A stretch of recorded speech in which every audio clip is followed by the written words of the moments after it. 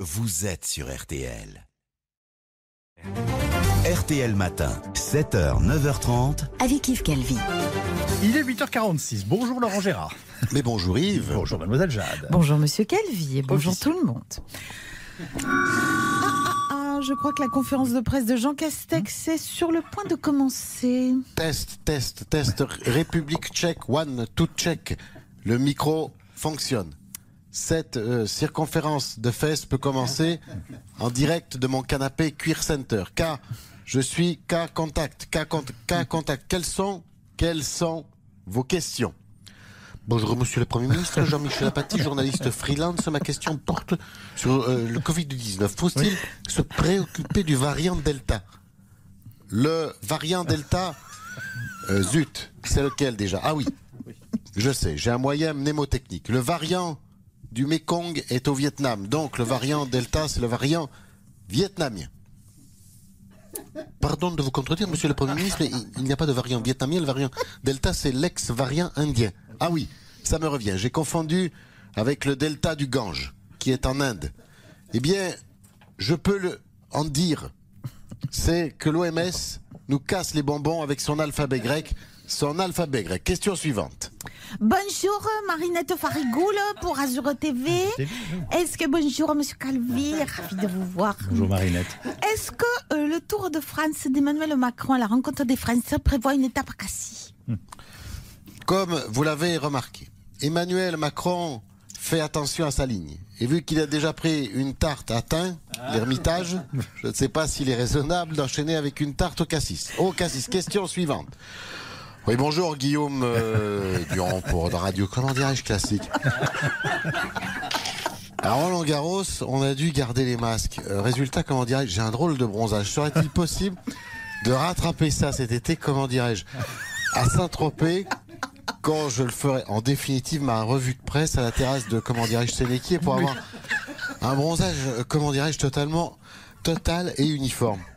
Monsieur Duglan, non, ce ne sera pas possible, mais je vous rappelle que les centres de bronzage Point Soleil ont rouvert.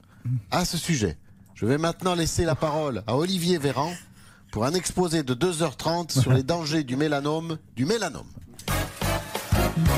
Après la gifle reçue la semaine dernière par Emmanuel Macron, toute la classe politique s'est montrée solidaire du président de la République. Parmi les soutiens les plus indignés, on a beaucoup remarqué celui de François Hollande. Bonjour François Hollande. Bonjour Mademoiselle Djihad. Bonjour Monsieur Capri. Ah bah presque. Mais passons.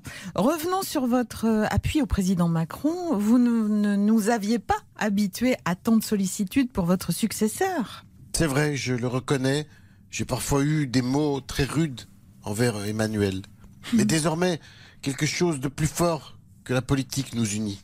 L'atteinte à notre intégrité physique. Ah, c'est à ce point? Oui, je le redis, un président ne devrait pas subir ça. Vous ne pouvez pas comprendre car vous n'êtes pas passé par là. Oui, mais vous non plus, François Hollande, vous n'êtes pas passé par là. Vous êtes juste fait enfariner en 2012, comme Jean-Luc Mélenchon, samedi dernier, et puis c'est tout. Non, c'est pas tout. Non, c'est pas tout. Du jour où j'ai été élu président, ma vie est devenue un enfer. Moi aussi, j'ai reçu des baffes. Oui. Mais aussi des remontrances, des brimades. Dès le premier soir de l'élection, une folle a voulu m'embrasser sur la bouche à la Bastille, devant tout le monde. Vous vous rendez compte, vous vous souvenez? Oui, ça me dit quelque chose. Après, j'ai dû dormir dans le canapé. On m'a jeté mon rasoir Philips dans la mare de l'Élysée. On m'a coupé mes cravates. On m'a enfermé dans la salle de bain de la Lanterne avec Claude Sérillon. Un cauchemar. Oh non. J'ai même été privé de dessert pendant 2 semaines. Et ça, aucun président avant moi ne l'avait enduré. Mais, je le dis, ça. Oui, mais de quoi nous parlez-vous, là, au juste, François Hollande? De ma vie avec Valérie Trierweiler, après mon élection. Une vie sacrifiée pour la République. Et quand elle criait sur moi, Valérie ne disait pas « Ah bah la Macronie », mais « Retourne voir ta Julie ». Oh. Le prophétique et toujours très attendu Michel Houellebecq a publié un texte sur le site de la revue britannique Unheard. Bonjour Michel Houellebecq. Bonjour. Ça va? J'ai jamais été aussi heureux. Oui. Ce matin, j'ai pris un bon petit déjeuner. Ah, c'est bien ça. Café, croissant? Non, Valium et cigarettes. Ah, oui. Revenons plutôt à votre texte pour cette revue britannique où vous réagissez à la fameuse tribune des généraux qui parle d'un suicide français. Oui, je dis qu'ils ont tort. Vous pensez que la France va bien ? On n'assiste pas au suicide de la France, on assiste au suicide de tout l'Occident. Oui, vous êtes encore plus pessimiste qu'eux. Non, pas du tout. De toute façon, c'est pas grave puisque la planète saturée de 7 milliards d'humains va bientôt exploser. Oui, Vous savez. d'accord. Oui. Mais alors vous qui annoncez avant tout le monde, vous n'avez pas une solution ? Si. Oui ? Ah ben on vous écoute. Me recoucher et attendre. Oui, la faim, j'imagine ? Non, mon prochain petit déjeuner que j'ai commandé à la Ah, pharmacie. très bien. Francis Lalanne, à nouveau au cœur d'une polémique, Monsieur Kelby. Oui. Le chanteur interrogé sur le comportement de Jean-Marie Bigard lorsque celui-ci a fait un parallèle douteux entre le passé vaccinal et l'étoile juive. Il s'en est pris physiquement à des journalistes de quotidien. La justice a évidemment été saisie. Allez tous vous faire enculer là. Bonjour aussi Jean-Marie Bigard. Oui, bonjour. C'est des chochottes, les gars donneurs de leçons de quotidien. Tu les effleures dans le petit costard Zadig et Voltaire et ils s'effondrent les gars. Hein. Les gars qui se prennent pour des reporters de guerre en te filmant à l'iPhone. Bravo hein. Alors, vous êtes embêté que Francis Lalanne ait perdu ses nerfs lorsqu'il s'est agi de justifier vos propos complotistes ? Moi je dis, moi je le dis hein. Oui. Un gars qui a un catogan, il peut pas être agressif le gars. Tiens, puisque je te parle de queue de cheval, ça me rappelle l'histoire du jockey qui a une envie de chier. Ah non, non, mémorable. non, non, Le non. gars, il est jockey. Non, alors. non, Et s'il c'est vous pas plaît. la course C'est pas hippique, c'est la course Non. à la porcelaine. Il a envie de... C'est bon, c'est pas le sujet. Ah ben, alors attends, je te l'ai amené mon Francis, tu vas voir comme il est pacifique. Vas-y Francis, hein, dis ce que t'as à dire aux journalistes qui défendent le vaccin qui file la 5G. Oh mon Dieu. Pense à moi comme je t'aime, rien ne nous sépare. Non, pas ça.